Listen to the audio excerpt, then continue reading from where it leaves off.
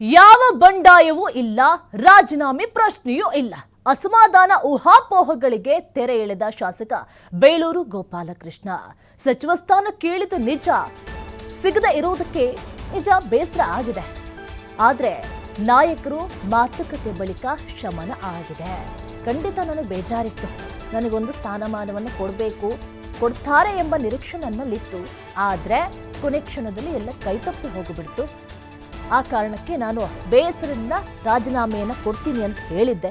3 ವರ್ಷ ಪಕ್ಷಕ್ಕಾಗಿ ನಿಷ್ಠಾವಂತನಾಗಿ ಕೆಲಸವನ್ನು ಮಾಡಿದ್ದೇನೆ, ಮುಂದೆ ಅವಕಾಶ ಮಾಡಿಕೊಡ್ತೇನೆ ಅಂತೇಳಿ ಹೇಳಿದ್ರು. ಹಿಂದುಳಿದ ವರ್ಗದಿಂದ ಬಂದಂಥ ನನಗೆ ದೊಡ್ಡವರನ್ನ ಭೇಟಿ ಮಾಡಲು ಸಾಧ್ಯ ಆಗಲಿಲ್ಲ. ಮುಂದೆ ಬರುವಂಥ ಚುನಾವಣೆಯ ದೃಷ್ಟಿಯನ್ನ ಇಟ್ಟುಕೊಂಡು ಮುಖ್ಯಮಂತ್ರಿಗಳ ಕೈ ಬಲಪಡಿಸಲು ನಾನು ರಾಜೀನಾಮೆ ಕೊಡೋದ್ರಿಂದ ಹಿಂದೆ ಸರಿತಾ ಇದ್ದೇನೆ.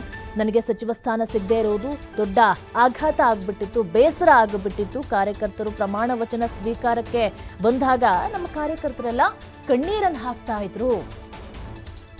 ಕಣ್ಣೀರನ್ನು ಹಾಕ್ಬಿಟ್ಟು ವಾಪಸ್ ಹೋಗಿದ್ದಾರೆ. ಈ ಹಿನ್ನೆಲೆಯಲ್ಲಿ ರಾಜೀನಾಮೆ ಕೊಡುವಂಥ ನಿರ್ಧಾರಕ್ಕೆ ಬಂದಿದ್ದೆ ನಾನು. ಈಗ ರಾಜೀನಾಮೆಯನ್ನು ಕೊಡೋದಿಲ್ಲ ಅಂತ ಹೇಳಿದೆ.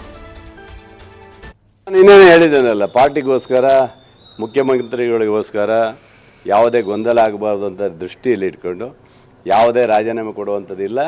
ಹಾಗಾಗಿ ಎಲ್ಲ ಕ್ಯಾನ್ಸಲ್ ಮಾಡಿದೆ. ಡಿ.ಕೆ. ಶಿವಕುಮಾರ್ ಹೇಳಿದಂತೆ ತಾಳ್ಮೆಯಿಂದ ಇರಿ ಅನ್ನುವಂಥ ಸೂತ್ರಕ್ಕೆ ಎಲ್ಲ ಅವರೇ ಕರೆದಿದ್ದರು. ಮೊನ್ನೆ ರಾತ್ರಿ ಕರೆದು ಅದೆಲ್ಲ ಮಾಡೋಕ್ಕೆ ಹೋಗಬೇಡಿ, ಆಯ್ತಪ್ಪ ಗೋಪಾಲ ಆಗಿದೆ ಆಗಿದೆ ಅಂತ ಹೇಳಿದರು.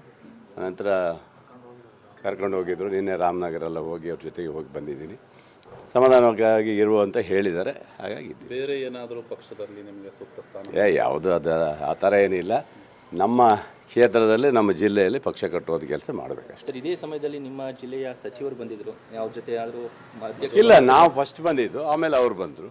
ಪಾಪ ಅವ್ರು ಅಭಿನಂದನೆ ಸಲ್ಸಕ್ಕೆ ಬಂದಿದ್ದಾರೆ. ಅವರು ಸಾಹೇಬರಿಗೆ ಅಭಿನಂದನೆ ಸಲ್ಸಕ್ಕೆ ಬಂದಿದ್ದರು ಅಷ್ಟೇ. ಮತ್ತೇನೋ ಇಲ್ಲ, ಇಬ್ಬರು ಸೇರಿ ಮಾತಾಡಿದ್ದೀವಿ ಅಷ್ಟು ಬಿಟ್ಟರೆ ಬೇರೆ ಏನಿಲ್ಲ. ನಡುವೆ ಏನಾದರೂ ಅಸಮಾಧಾನ ಏನಾದರೂ? ಅವ್ರ ಹಕ್ಕು ಅವ್ರು ಮಂಡನೆ ಮಾಡಿದ್ದಾರೆ, ನನ್ನ ಹಕ್ಕು ನಾನು ಮಂಡನೆ ಮಾಡಿದ್ದೀನಿ. ಇದರಲ್ಲಿ ನಮ್ದೇನು ಸಮಸ್ಯೆ ಏನಿಲ್ಲ, ಅದರಲ್ಲೇನಿಲ್ಲ. ಸರ್, ಈ ಬೆಳವಣಿಗೆಗಳು ನಡೀತಾ ಇರೋದರ ಜೊತೆಯಲ್ಲಿ ಒಂದು ಆಡಿಯೋ ವೈರಲ್ ಆಗಿದೆ ಸರ್. ಏನು? ಆರ್ ಬಿ ತಿಮ್ಮಾಪುರ ಅವರು ನಂದೇನ್ ಮಠ ಅವ್ರ ಜೊತೆಲಿ ಮಾತಾಡ್ರು ಅಂತ